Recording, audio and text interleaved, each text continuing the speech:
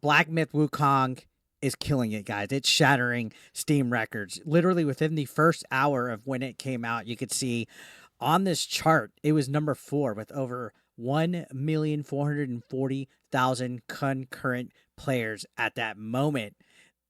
Already, number 4, just before Counter-Strike 2, Palworld, and PUBG. And I think as we speak, it's already beating that.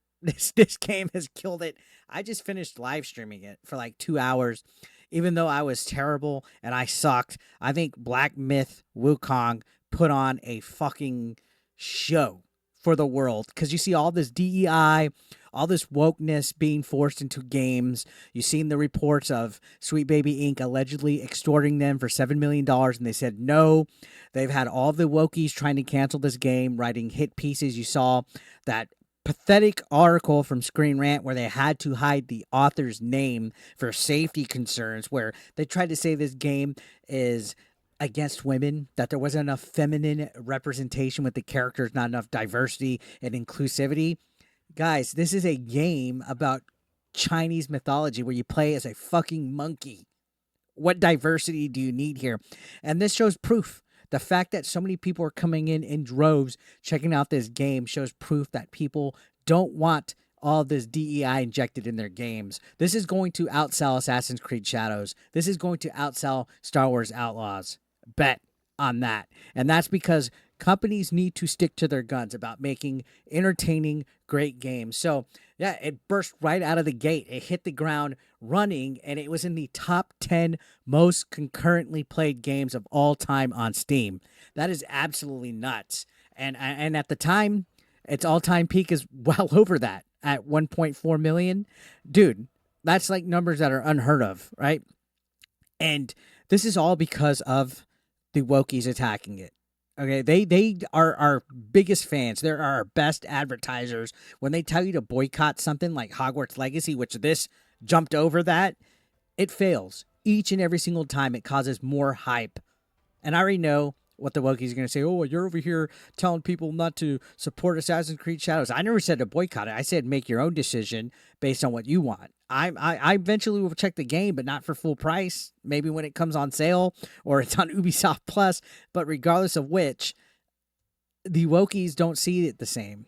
It's not the same. All right. When we tell people, hey, there's diversity injected in these games, we're not telling you to cancel it. We're not telling you to boycott it, as opposed to you guys literally making up shit about misogyny and sexism and fake IGN stories about Black Myth Wukong, and it fails. Literally. Like, this instantly came out and it beat Elden Ring, and it's continuing to climb it over Cyberpunk, over Dota 2.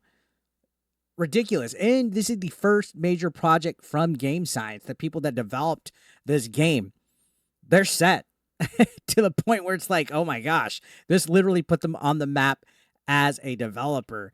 And the Xbox version isn't even out yet. The Xbox version is going to be a delayed release later on, like within the next year or so. So we'll see if it remains to be seen just how hyped this game is. So I played about 2 hours, and I got to tell you guys, it's average gameplay. It's not the best. It's not a Game of the Year candidate. It's good. It's solid. I think a 7.5 is a fair rating for it. I suck at games like this, though. But if you're a fan of like Souls games and things of that nature, I've seen even Sekiro as something that this has been compared to. By all means, you might enjoy it. I know this feels a lot easier than any of the Souls games I've played, but there's nothing wrong with that. The setting with the Chinese mythology, it's awesome. There's a lot of creative characters in here, a lot of the character designs, the atmosphere. I've seen a lot of stuff that I've looked and I was like, wow, that is so nice, but goddamn, is it hard. But the main thing that I like about this is that there's no wokeness in it. There's no having to check little boxes out, little check boxes out on a DEI list for ESG points. And people are just upset about it. Now, let's look at some responses from Twitter. I want to get a little bit of this Twitter feed. You can see Grum said it's not stopping. And at the time of his thing, this was right before midnight, my time, said 1,423,400 in game. He said it's not stopping. This is unheard of. I think this is seriously going to break some sales records. Is this going to be a game of the year? Probably not, but it's going to be a close candidate for one of the best-selling games.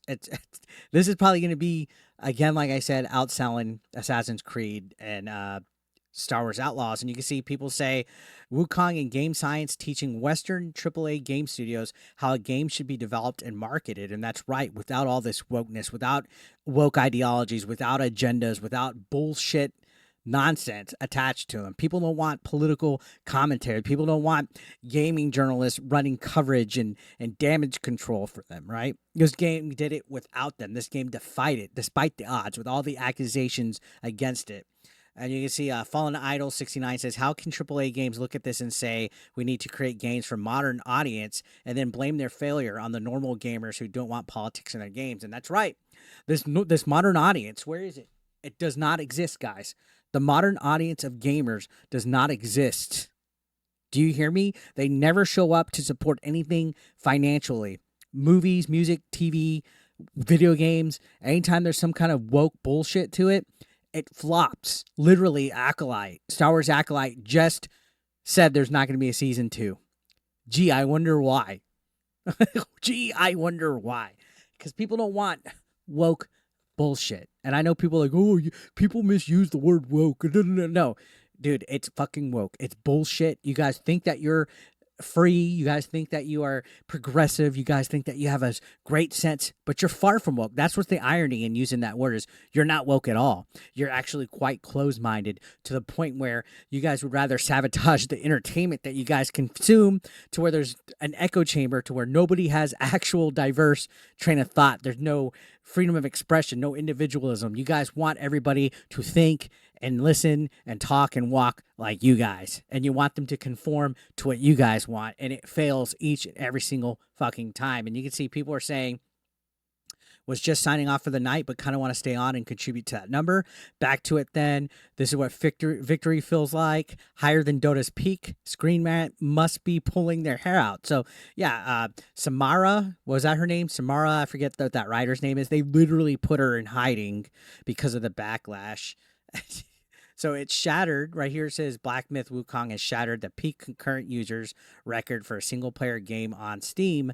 Over 1.4 million concurrent players, fourth highest in Steam history, higher peak than Cyberpunk 2077 and even multiplayer juggernauts like Dota and Apex. Majority of the player base is from China. It's a weekday and this game is already doing crazy numbers. It's likely going to hit 10 million copies sold if it hasn't already. And I bought the PlayStation 5 version. Now, just for shits and giggles, I'm going to search in Twitter active right now and see just how accurate information we have out there because these tweets I'm looking at are kind of old, so it possibly could have broken any kind of actual things right here. So let's see. Yeah, look, it's doing well. Congrats to the Black Myth Wukong team for absolutely crushing it on Steam. And 2 hours ago, PC Gamer, who ironically enough wrote a hit piece on it, said it crushes Elden Ring and Cyberpunk 2077's all-time player records on Steam with 1.2 million and counting. This is outrageous, guys. And this just shows proof. The proof is in the pudding that people don't want bullshit in their video games. People don't want bullshit in their video games. Black Myth Wukong has, within mere hours, garnered 1.2 million players, beating all-time records of Baldur's Gate, Elden Ring, and Cyberpunk. It's already the 6th highest played game in Steam history. So, great victory for a based game, despite all of Western press trying to smear the studio. Take that, IGN. And yeah, it just has to feel good, right? It feels great to shove all of this in the face of people like Rebecca Valentine, Alyssa Mercante, all of Kotaku, you name it. These people that wanted a game like this to fail, and it's smacking them right in the fucking face as we speak. Real gamers that journalists hate, have actually won today, guys. Again, is this game the greatest game out there? No, not by any means.